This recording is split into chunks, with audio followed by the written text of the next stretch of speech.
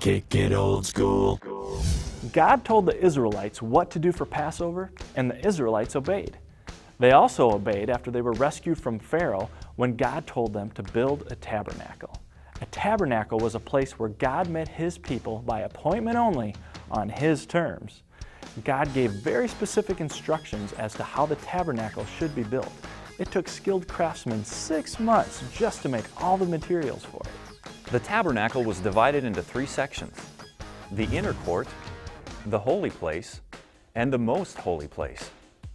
A curtain divided the holy place from the most holy place, and it was 60 feet long, 20 feet high, and as thick as a man's hand.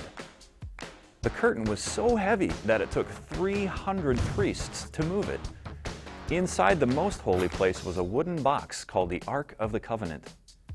The cover of the box was gold and was called the Atonement Cover. It had 2 gold cherubims on it, which were a type of angel.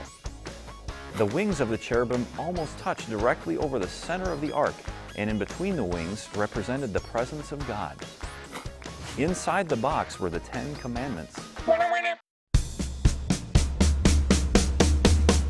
It's the 10 Commandment boogie, gonna dance until I die. 10 Commandment boogie, you can do it, so can I. When God looked down between the wings of the cherubim, He saw the commandments, His law, that the people had broken. Since God is a holy God, He must judge sin. The Bible says that the penalty for sin is death. Just like we've all broken the 10 Commandments, all of the Israelites had broken them too. They were in trouble with God. However, God allowed a way for the Israelites to be forgiven of their sins.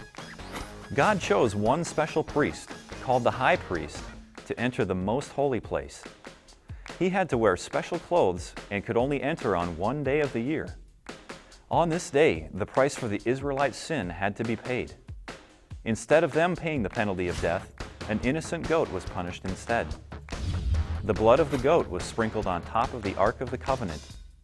That way, when God looked down, instead of seeing the 10 Commandments, He saw that the price for breaking His law had been paid. Therefore, the sins of the nation of Israel were forgiven. Remember in our lesson yesterday, God required one sacrifice for Adam and one for Eve. One sacrifice for each person.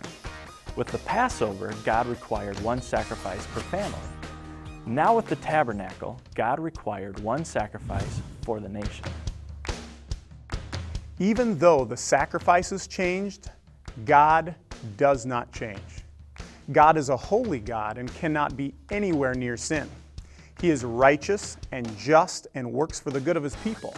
He loves us and wants to be close to us, but since we've all sinned and broken His commandments, we can't approach God's throne. We are unworthy. However, tomorrow we're going to learn about the amazing thing that God did so that we all could have access to His throne forever. We kick it old school.